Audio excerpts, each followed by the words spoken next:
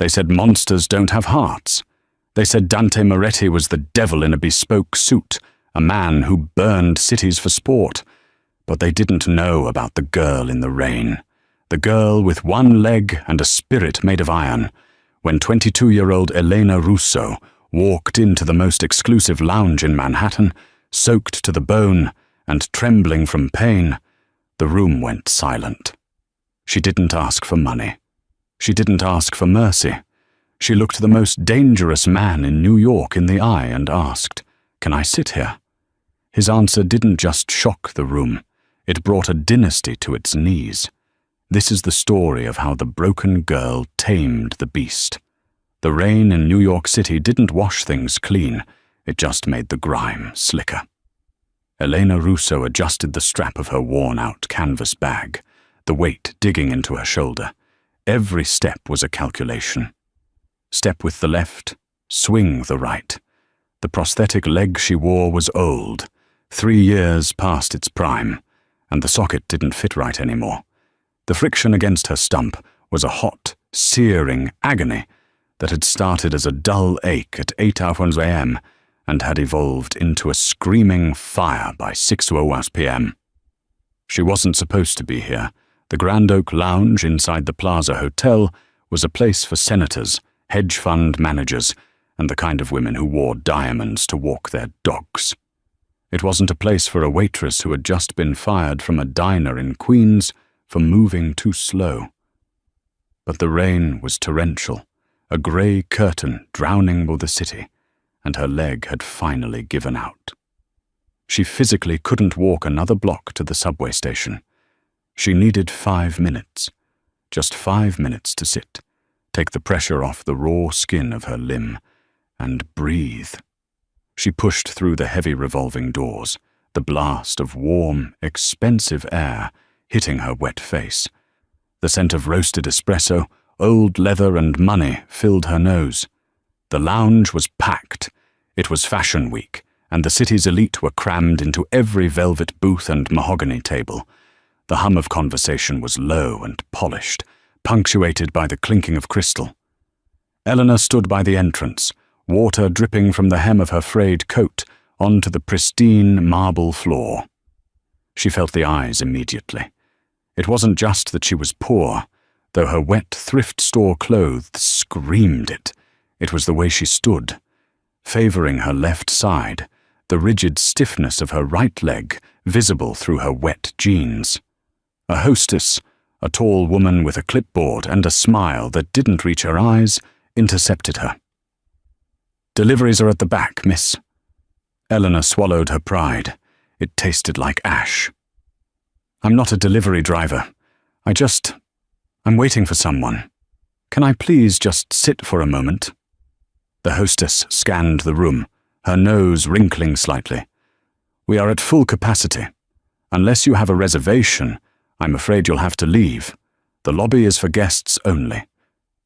"Please," Elena whispered, her hand trembling as she gripped her thigh, trying to massage the cramp away through the denim. "My leg. I just need to sit down. Anywhere." The hostess sighed, the sound loud in the sudden lull of the nearby tables. "Miss, don't make a scene. You are dripping water on the floor. It's a liability."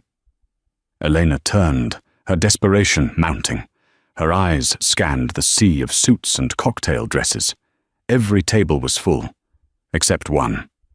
In the far corner, near the grand fireplace, was a large, circular booth upholstered in blood-red velvet. It was designed to seat 6. Currently, it was occupied by only one man. He was reading a newspaper, an actual physical newspaper, not a tablet. He wore a charcoal suit that probably cost more than Eleanor's entire life earnings. His dark hair was swept back, and even from this distance, the aura of power radiating from him was palpable. There was a perimeter of empty space around his table, as if an invisible force field kept the other patrons away. "There's a seat there," Elena said, pointing. The hostess paled. Her veneer of arrogance cracked, replaced by genuine terror. "No." Absolutely not. You cannot go over there. Why? He's alone. That is Mr. Moretti, the hostess hissed, gripping Elena's arm. Nobody sits with Dante Moretti, not unless they have a death wish. Now please, leave before security removes you. The name meant nothing to Elena. All she knew was that her leg felt like it was being sawed in half, and there was a plush, empty seat 10 yards away. She pulled her arm free. I'll ask him myself. Miss, no! Elena limped forward. The silence in the room grew heavier with every awkward, uneven step she took. Thud-click. Thud-click. The sound of her heavy boot and the prosthetic mechanism was audible against the silence. Conversation died at the nearby tables. People stopped drinking. They watched the wet, limping girl approach the corner table like they were watching a lamb wander into a lion's den. Dante Moretti did not look up. He knew exactly who was in the room. He knew that Senator James Sterling was cheating on his wife in booth 4. He knew the man in the grey suit at the bar was an FBI informant wearing a wire, and he knew that a girl smelling of brain and cheap soap was limping toward him. He turned the page of his newspaper. Dante was 34, and he had been the don of the Moretti crime family for 6 years. In those 6 years, he had doubled their territory and eliminated the rival Russo syndicate, no relation to the girl he assumed, with a ruthlessness that earned him the nickname Il Macellaio, the Butcher. He came to the plaza for peace. He paid a premium for this booth to ensure that peace. A shadow fell over his table. Dante finished the paragraph he was reading about the fluctuating oil prices in the Middle East. Then, slowly, he lowered the paper. The girl was young, maybe early 20s. Her face was pale, devoid of makeup, with dark circles under eyes the color of bruised violets. Her hair was a wet, tangled mess of brown curls plastered to her cheeks, but it was her posture that caught his attention. She was leaning heavily on her left leg, her knuckles white as she gripped the back of the empty chair opposite him. She was trembling. Not from fear, he realized, analyzing the micro-tremors in her jaw. From pain. "Can I sit here?" she asked. Her voice was hoarse, but it didn't waver. The silence in the Grand Oak Lounge was deafening. At the next table, a socialite named Jessica Vance, daughter of a real estate tycoon, let out a loud, incredulous scoff. "Oh my God!" Jessica laughed, her voice carrying. "Does the cripple not know who he is? Someone get the trash out of here." Dante's eyes flicked to Jessica for a millisecond, cold and dead, before returning to the girl. Elena ignored the insult from the other table, though a flush of red crept up her neck. She looked Dante in the eye. "I know this is your table. The lady at the front said you're dangerous. I don't care. My leg is bleeding inside the socket, and if I don't sit down, I'm going to fall down. I just need 5 minutes. I won't talk. I won't bother you. Just, please." She waited for the explosion. She waited for him to snap his fingers and have security drag her out. Dante looked at her. He looked at the water dripping from her coat onto his Italian leather shoes. He looked at the rigid line of her right leg. "You have one leg," he stated. His voice was a low baritone, rough like gravel grinding against silk. "Yes," Elena said. "And you think that entitles you to interrupt my evening?" "No," Elena said, her chin lifting slightly. "I think common decency entitles me to a chair when there are 5 empty ones right here." Gasps rippled through the room. Nobody spoke to Dante Moretti like that. Dante stared at her.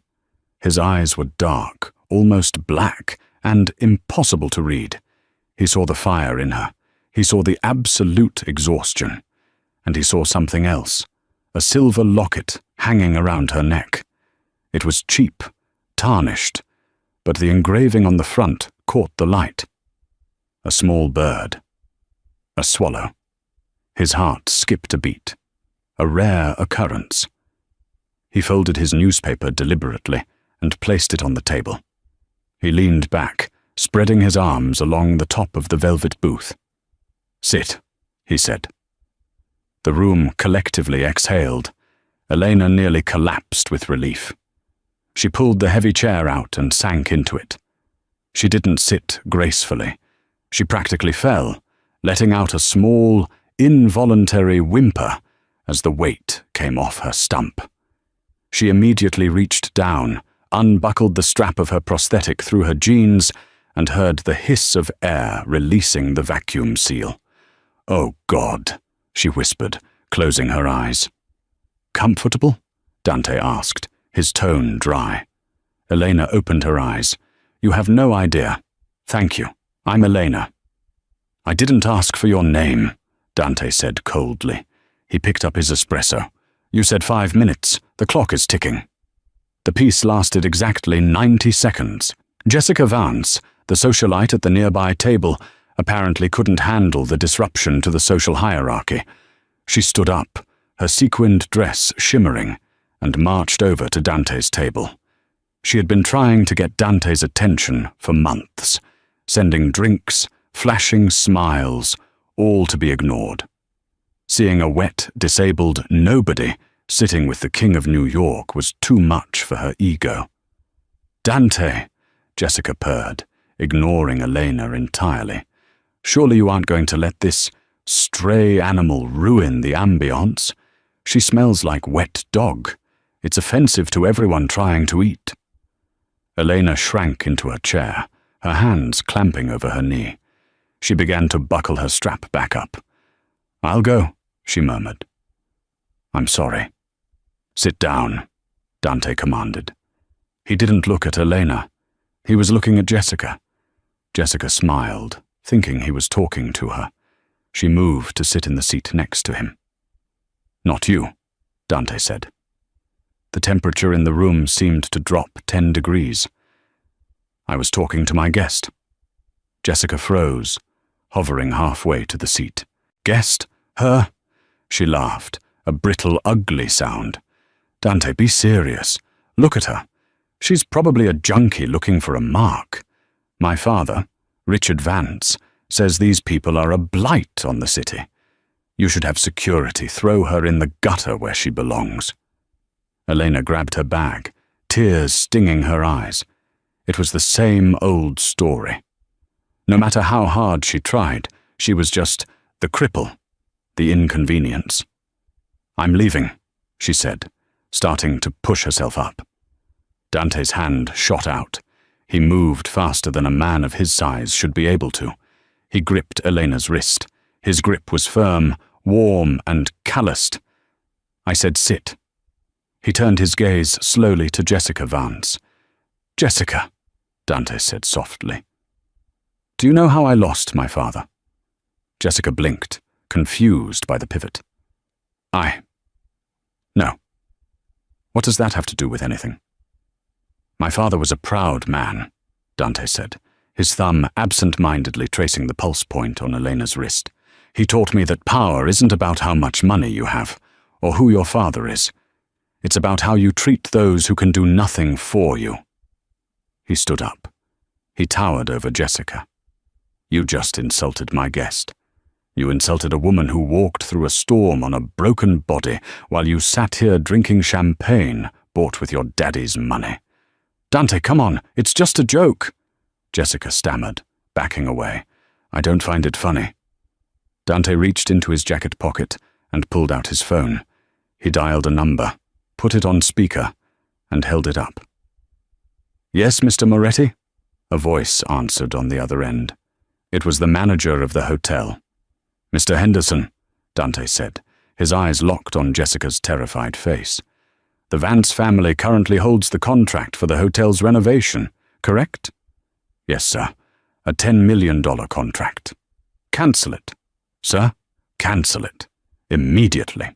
And blacklist Richard Vance's construction firm from every property I own or have influence over, which, as you know, is half the city." "Consider it done, Mr. Moretti." Dante hung up. Jessica's face went white. He had just bankrupted her father's biggest project of the year in 10 seconds. You can't do that. Over her. She's a nobody. She's sitting at my table, Dante said, his voice dropping to a lethal whisper, which makes her more important than you will ever be. Now get out of my sight before I decide to make it personal. Jessica fled. She didn't walk. She ran, her heels clicking frantically against the marble, sobbing. The rest of the restaurant stared at their plates, terrified to make a sound. Dante sat back down. He looked at Elena, who was staring at him with her mouth slightly open. "Why?" she whispered. "Why did you do that?" Dante looked at the locket around her neck again. The swallow. "Because," Dante said, his voice softening just a fraction. "My sister had a locket just like that. She died in a car accident 10 years ago. The same accident where I wasn't strong enough to save her." Elena touched the silver bird at her throat. I found this. In a pawn shop. It was the only thing I bought after my accident." "Tell me about your accident," Dante said. It wasn't a request. "It was 3 years ago," Elena said, her voice trembling. "I was walking home from class. A black SUV ran a red light. It crushed my leg against a brick wall. The driver never stopped. They never found him." Dante's eyes narrowed. His hand clenched into a fist on the table. "A black SUV?" he asked. "On 42nd and 8th? Elena froze. "How did you know the intersection?" Dante didn't answer. His face had turned to stone, but his eyes were burning with a rage that wasn't directed at her. He knew the intersection, because that was where his rival, Luca Bratva, used to run his operations. And he knew that 3 years ago, his own driver had reported a bump while fleeing an ambush in that area. A cold pit formed in Dante's stomach. He looked at the girl whose life had been ruined on the same night he had been saved. "You're not leaving," Dante said abruptly. "What? My 5 minutes are up." "Your 5 minutes are up when I say they are," Dante signaled the waiter. "Bring the menu, and bring the first aid kit from the back office, the good one." "I don't need—" "You're bleeding, Elena," Dante said, pointing to the small dark stain forming on her jeans where the prosthetic met the skin. "And you're hungry. Tonight you eat. Tomorrow. Tomorrow we fix the rest." "Fix the rest?" Elena asked, bewildered. "Who are you?" Dante smiled, but it was a sad, dangerous smile. "I'm the man who's going to balance the scales." The ride from the plaza to Dante's penthouse in Tribeca was silent. Elena sat in the back of the armored Maybach, the leather cool against her feverish skin. She had tried to protest, to say she needed to get back to her tiny basement apartment in Queens, but Dante hadn't listened. He had simply lifted her, bridal style, in front of the entire restaurant, and carried her out into the rain where his convoy was waiting. Now, she watched the city blur by. The pain in her leg had dulled to a throb, largely thanks to the painkillers Dante had practically forced down her throat at the restaurant. "Where are you taking me?" Elena asked, her voice small in the cavernous interior of the car. Dante looked up from his tablet. The blue light cast harsh shadows on his face, highlighting the sharp angle of his jaw and the scar that cut through his left eyebrow. "To a place where the elevators actually work and the heating stays on. My home." "I can't go to your home. I don't even know you." "You know I have money," Dante said, gesturing to the car. "You know I have power, and you know I kept my word about the dinner. Eat the protein bar in the console. You look like you're going to pass out." They arrived at a private underground garage. The elevator opened directly into a penthouse that spanned 3 floors. It was a palace of glass, steel, and modern art, beautiful, cold, and imposing. "Sit," Dante commanded, pointing to a massive white sofa. Elena sat. She felt dirty in her wet clothes against the pristine furniture. A man in a white coat walked in moments later. He carried a sleek black medical bag. "Elena, this is Dr. Aris Thorne," Dante said. "He's the best orthopedic surgeon in the state. He usually fixes knees for the Yankees. Tonight, he fixes you."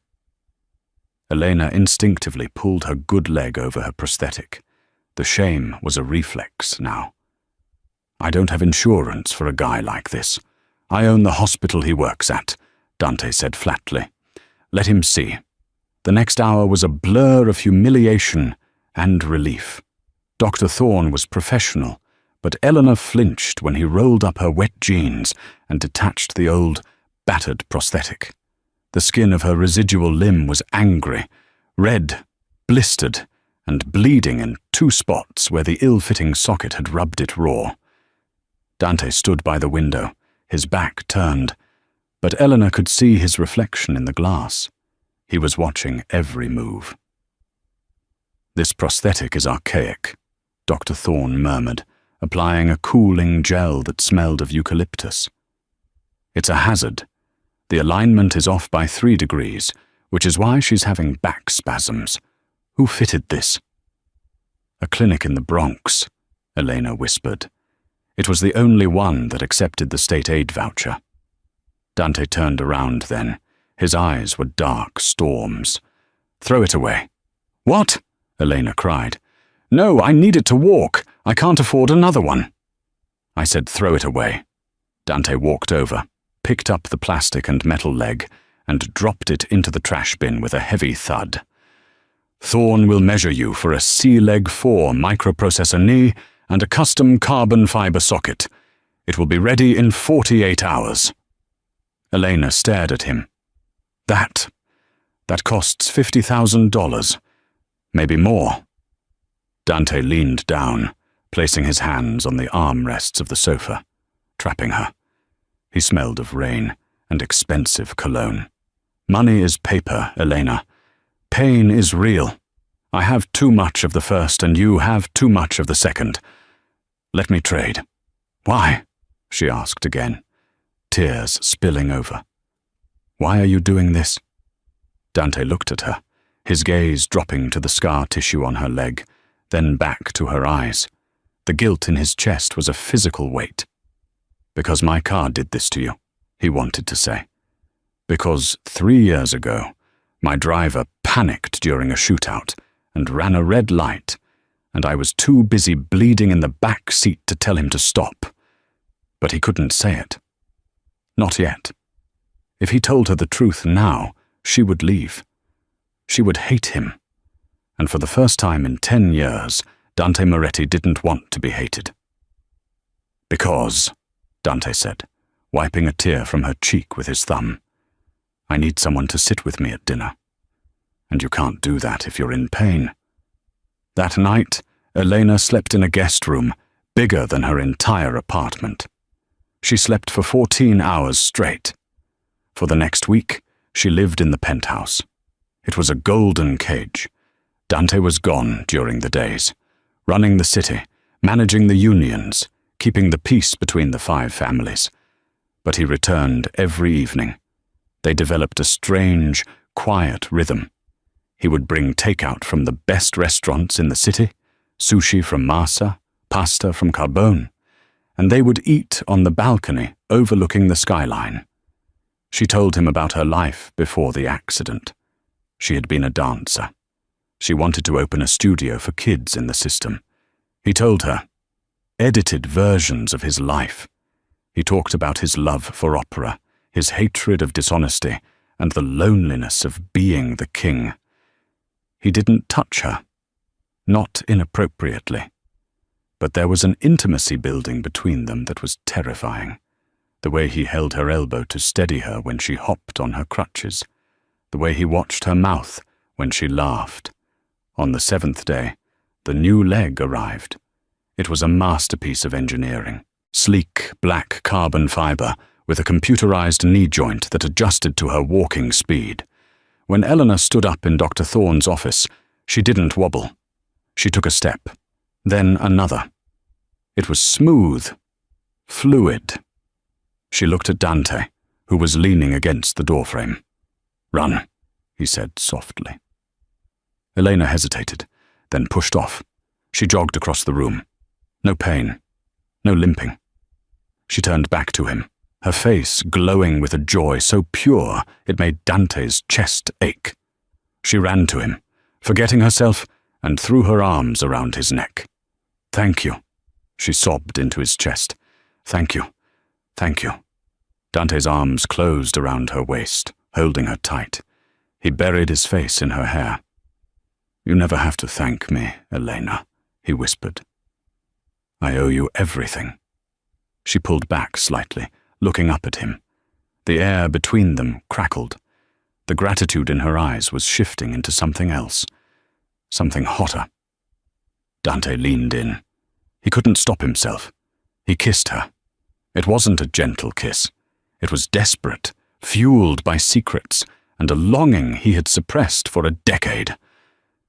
Elena melted into him, her hands gripping the lapels of his suit.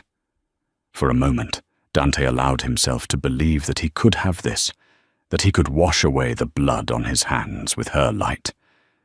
But in the shadows of the hallway, Dante's underboss, a man named Marco, watched them. Marco held a manila folder in his hand. He had done the digging Dante had asked for, confirming the accident report. But Marco saw something Dante didn't, a weakness. Dante Moretti had fallen in love, and in their world, love was just another way to die. 3 weeks had passed since the night at the plaza. Elena Russo was no longer the girl in the wet coat. She was transforming. With Dante's help, she had moved out of her basement and into a secure apartment in the Upper East Side. She had started physical therapy with top specialists. She was even looking at spaces to rent for her dance studio. But tonight was the real test.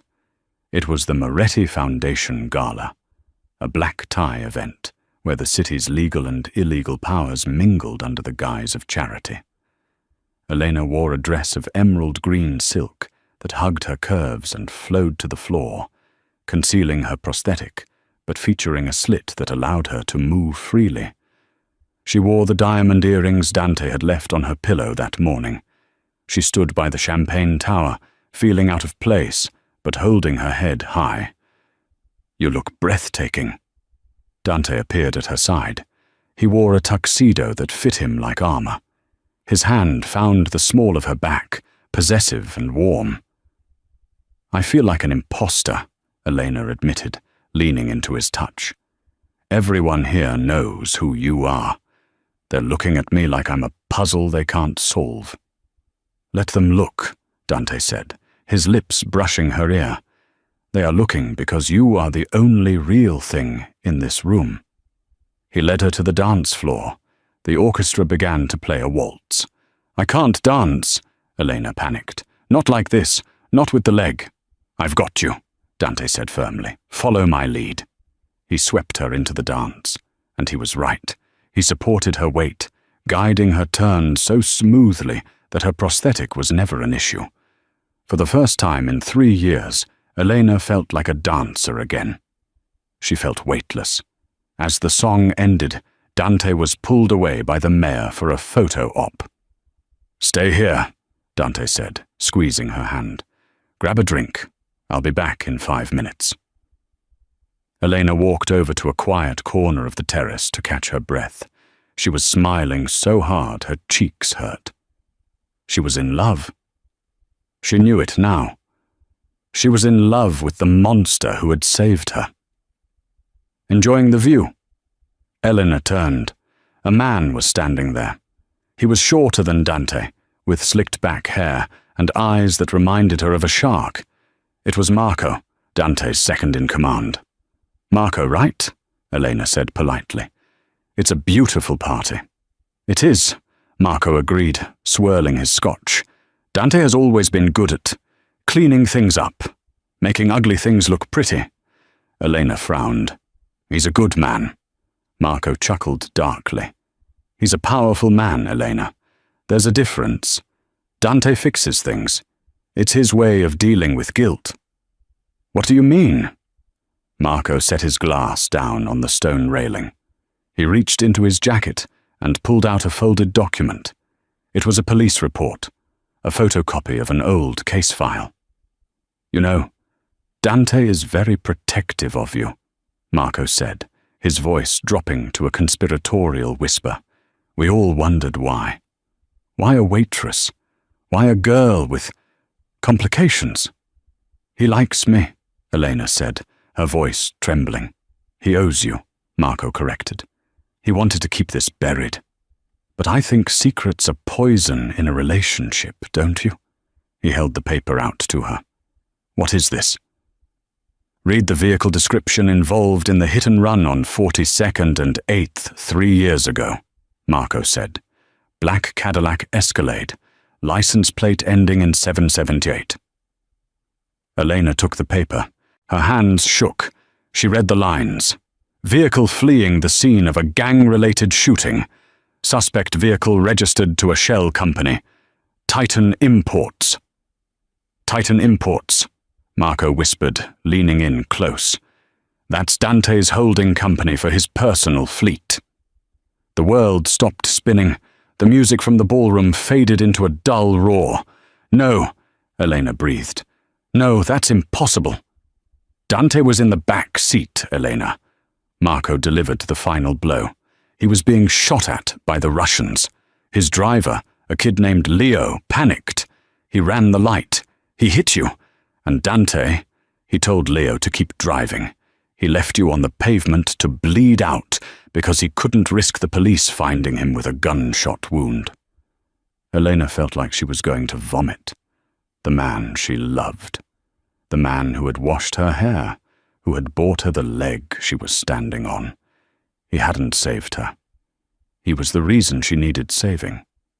He didn't find you at the plaza by accident, Marco lied smoothly. He's been watching you. Guilt, Elena. It's a powerful motivator. He bought you a new leg because he's the one who took your old one. Elena? Dante's voice came from the doorway. He looked happy, relaxed. He was walking toward her. Then he saw Marco, and he saw the paper in Elena's hand. Dante stopped dead. The color drained from his face. Elena looked up. Her eyes were no longer filled with love. They were filled with a horror so deep it looked like hatred. Is it true? She asked. Her voice was barely a whisper, but it cut through the night air like a knife. Dante looked at the paper. He didn't insult her intelligence by asking what it was. He looked at Marco, promising a slow death with his eyes, and then looked back at Elena. Elena, listen to me. Is it true? She screamed, the sound shattering the elegance of the gala. Dante took a step forward, his hand reached out. I didn't know it was you. Not until that night at the restaurant, I swear. But you knew, she sobbed, backing away from him. You knew your car hit me. You knew you left a girl to die in the street, and you didn't stop. I was dying, Dante pleaded, his voice cracking. I had a bullet in my lung. If we stopped, we were both dead. So you chose yourself, Elena spat. She looked down at her emerald dress, at the expensive prosthetic leg. All of this. The apartment, the doctors. It wasn't kindness. It was blood money. No, Dante said. It was, don't come near me, Elena yelled as he tried to approach. She threw the paper at his chest. I never want to see you again. I'd rather crawl on my hands and knees than walk on anything you bought me. She turned and ran. She moved fast, fueled by adrenaline and heartbreak. Elena! Dante roared, shoving Marco aside so hard the man hit the stone railing.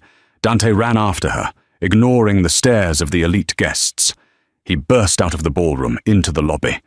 But he was too late. He saw the tail lights of a taxi fading into the New York traffic. She was gone. And for the second time in his life, Dante Moretti realized that having all the power in the world meant nothing if you couldn't protect the one thing that mattered. But this wasn't just a breakup. Marco pulled out his phone as he watched Dante crumble in the lobby. He dialed a number. "She knows," Marco said into the phone.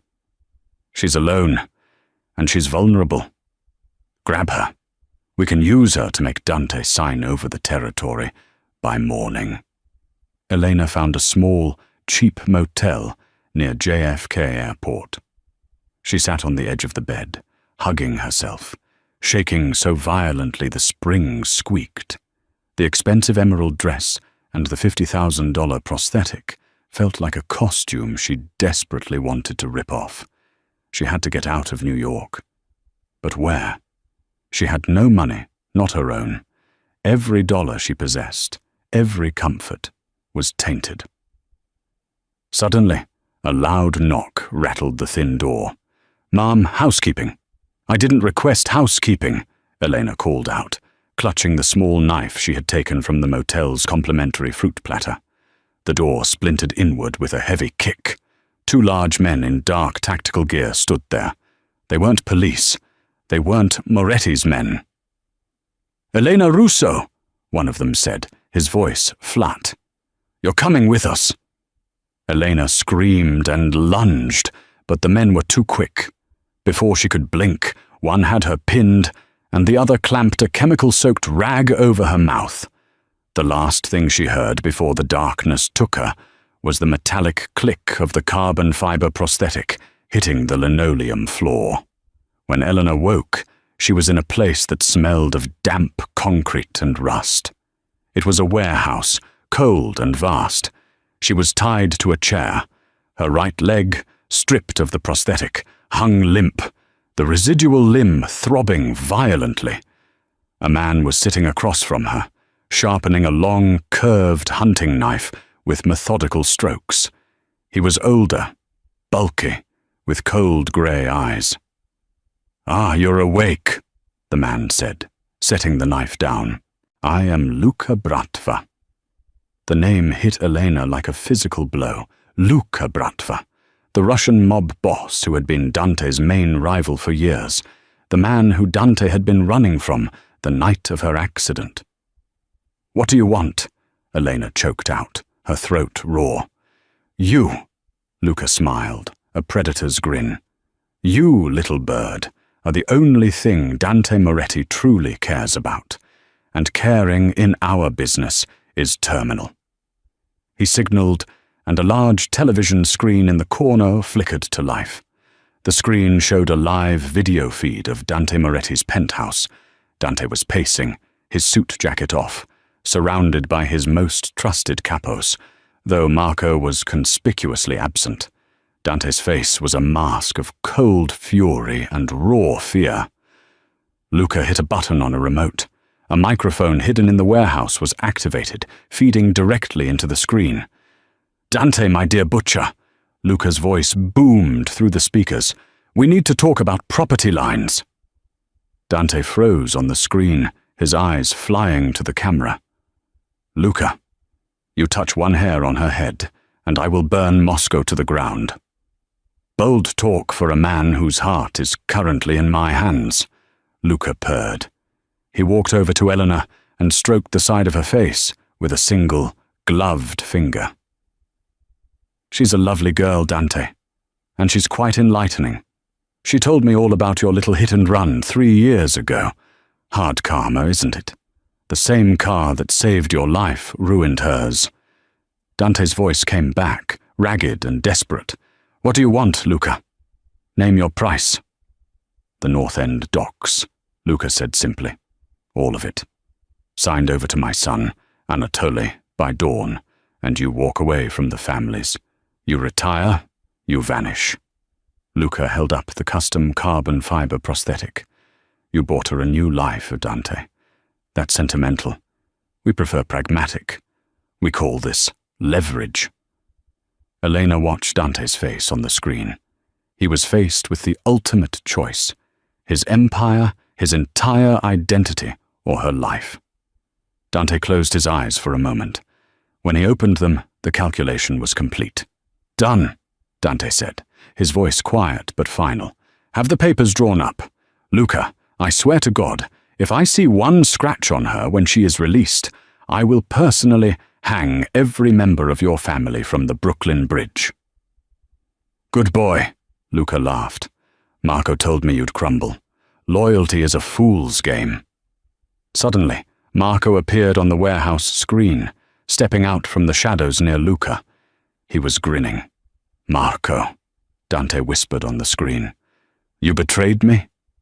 "You grew soft, Dante," Marco sneered. "You gave your heart to a cripple. That's weakness. Luca and I are going to fix this city. Make it strong again." Luca pulled a pistol from his waistband.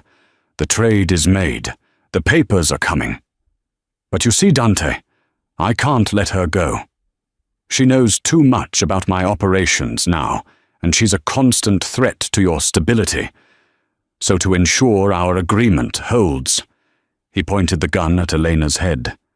Elena looked straight at the camera, at Dante. She didn't cry. She didn't beg. She simply shook her head, a desperate, final warning for him not to sacrifice his life for her. "Goodbye, Dante," Luca said, putting his finger on the trigger. But before the shot could fire, the warehouse lights exploded. The sound was deafening. Sirens began to wail outside, joined by the rhythmic thud, thud, thud of a helicopter overhead. "It's a raid!" someone screamed. "It's the feds!" Chaos erupted.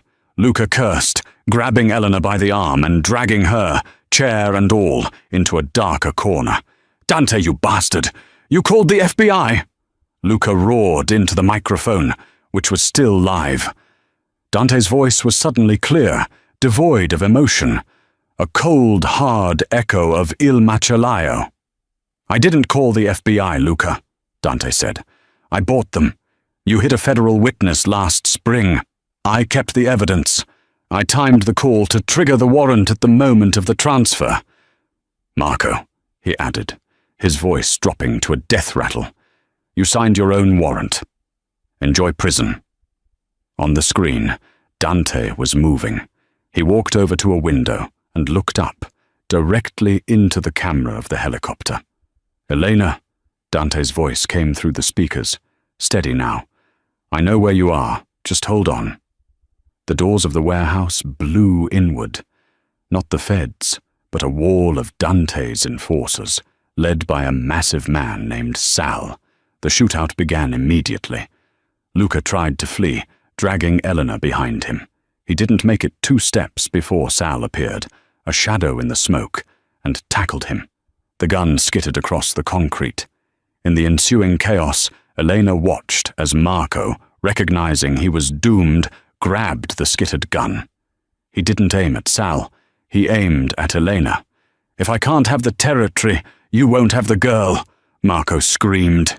He pulled the trigger. The shot echoed, sharp and final. Dante burst into the warehouse, the roar of the converging police sirens and the distinctive whoop, whoop, whoop of the chopper overhead, mixing with the ringing silence in his ears. He looked past the scene of the bloodbath, past Sal standing over the lifeless form of Marco, past the crumpled, whimpering figure of Luca Bratva, being subdued by federal agents Dante had paid handsomely to wait until the transfer was confirmed. His world narrowed to the sight of Elena, strapped to the ruined chair, the emerald silk of her dress stained with grime and damp concrete, her bare residual limb exposed and vulnerable. He reached her in 3 powerful strides, dropping to his knees. His suit jacket was ripped, his shirt was soaked with the sweat and oil of fear, and his breathing was ragged. He ignored the knife and fumbled with the thick wire restraints on her wrists. "Are you hurt?" he rasped, his voice raw, his eyes searching every inch of her face for a sign of injury. "I'm fine," she whispered, her voice hoarse, but steadying. Her eyes were wide, fixed not on him, but on the gun still clutched in Marco's cooling hand nearby. Marco. He tried to shoot me. Sal. He saved me. Dante didn't look at Sal. He didn't need to. Sal knew his duty. Dante finally severed the last restraint, his hands shaking. He picked up the beautiful black carbon fiber prosthetic, handing it to her. It felt like a monument to his guilt. As Eleanor took the leg and began the familiar, painful ritual of strapping it back on, Dante spoke, his voice quiet, final, stripped of all artifice. This was the moment that Don became a man again. Elena, look at me. She adjusted the socket, her movements precise. She finished securing the buckles, then looked up. Her eyes, those beautiful, bruised violet eyes, were not accusing. They were analytical.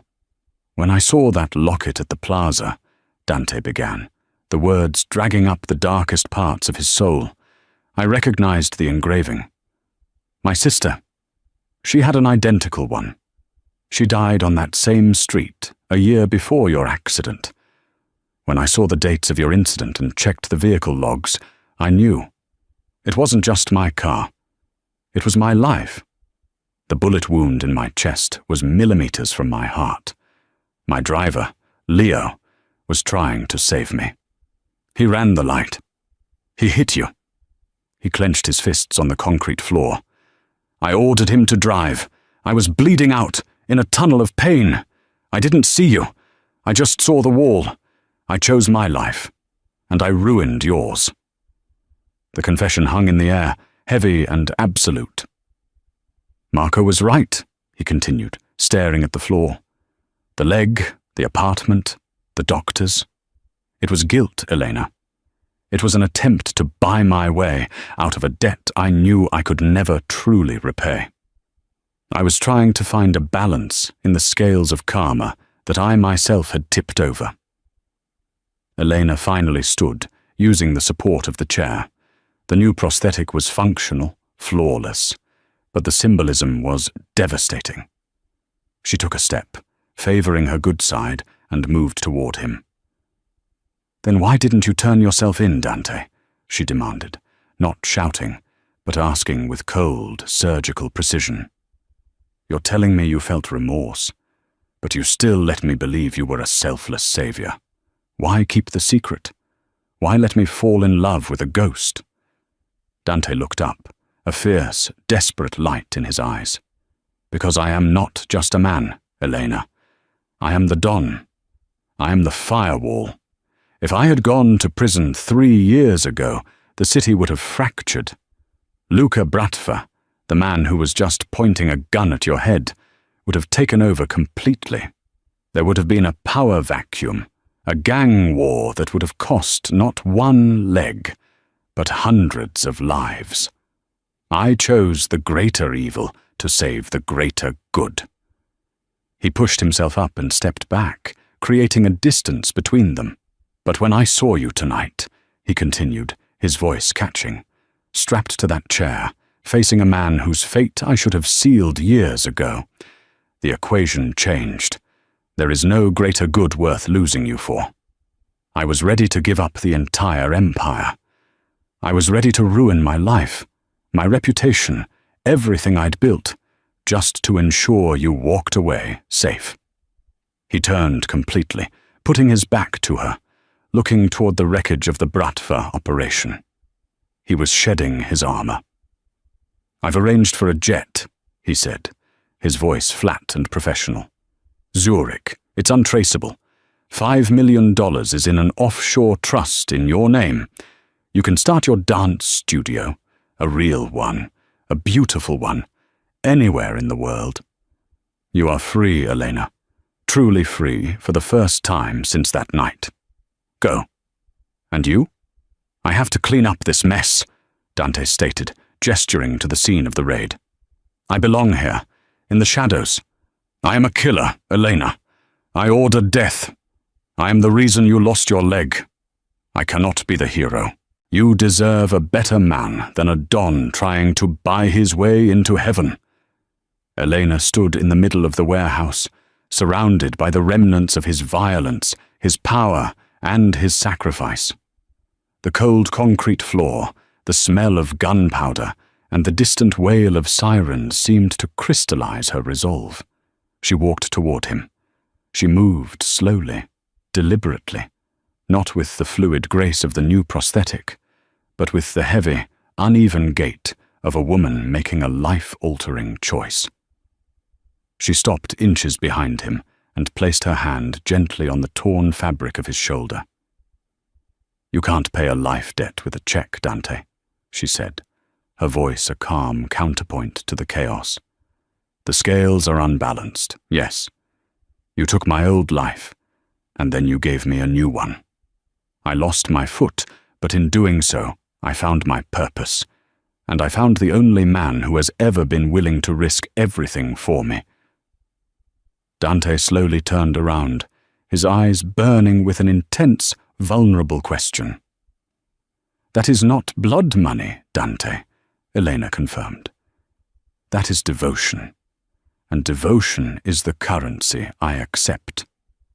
She stepped closer, placing both hands on his chest, feeling the frantic drumming of his heart beneath the silk of his shirt. "You're right," she said. "You can't be good enough for me. You have to be good enough for New York. You wanted to choose the lesser evil to save the greater good? Fine, but you won't do it alone anymore. I am not leaving. I am your conscience, Dante Moretti. I am your balance." She looked down at the new leg. "You bought this leg because you took the old one. Now, I will walk on it every day, as a reminder to both of us. You run the city, but you do it cleanly. You fix the corruption. You lift up the people you stepped on. You owe them. You owe the city a life that is better because you are in it, not worse." Dante didn't speak. He simply stared at her, the dark complexity of his soul finally laid bare and accepted. The fear, the guilt, the desperation, it all melted away, replaced by a devastating surge of love and relief. He pulled her into his arms, kissing her fiercely, possessively. It was a kiss that sealed a contract more binding than any document he signed in the dark. "You are my damnation and my salvation, Elena Russo," he murmured against her temple, clinging to her as if she were the only anchor left in his storm. "I love you, and I will spend the rest of my life trying to earn that damn leg back." She smiled, a tiny, genuine smile that pierced the darkness of the warehouse. "Good, because I am here to collect." Together they walked out of the warehouse, Dante supporting her, not out of necessity, but out of choice. The new Don and his unexpected, uncompromising queen, walking on unbalanced scales toward a future they would build, piece by broken piece. The most dangerous man in New York learned a vital truth. Power is fragile, but love forged in fire is unbreakable. Elena Russo never got her old life back, but she became the silent partner to an empire, the true north of the Moretti family. She walked not just for herself, but for every life Dante saved, under her strict, watchful gaze. Their story, the tale of the one-legged girl and the Mafia boss, proves that even in the darkest corners of the world, a single, pure act of connection can rewrite a dynasty's destiny. Did this story give you chills? Hit that like button to balance the scales of our engagement. Share this epic drama with a friend, and don't forget to subscribe and hit the notification bell so you don't miss our next real-life inspired tale of romance, crime, and redemption. Let us know in the comments. Do you think Dante can truly change?